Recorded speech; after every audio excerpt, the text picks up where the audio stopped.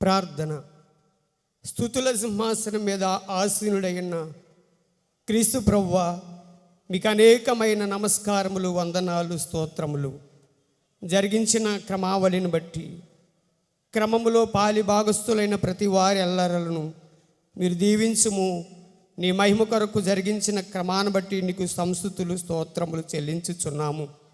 ప్రభువా, పగటి కాల కార్యక్రమమును ఘనముగా మహిమక జరిగించి వేసి చివరి రాత్రి కాల కూడికను నీ స్తుతుల సింహాసనాల మీద నాయనా మా తండ్రి తెలియజేసిన క్రమావళిని పఠించిన వారమై ఉండగా, స్తుతులలో, వాక్యములో, అన్ని విషయాలలో ఉండి ఇకను జరగనైన కార్యక్రమం వాటన్నిటినీ జరిగించి నీ మహిమ కొరకు ఈ సభంతటిని ప్రభువా ఏర్పాటు బైబిల్ ఔన్నత్యమును ఎత్తి చూపించడానికి ఈ రీతిగా జరిగించిన తండ్రి నిన్ను గణపరచుచున్నాము.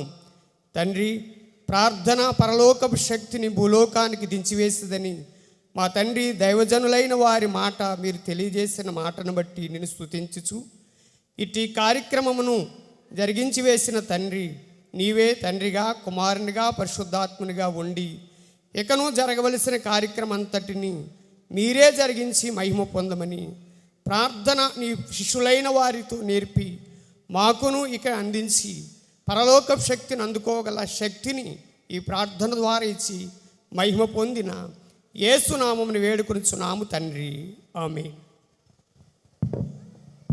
ఇటు అవకాశం ఇచ్చిన అయ్యగారికి మరణ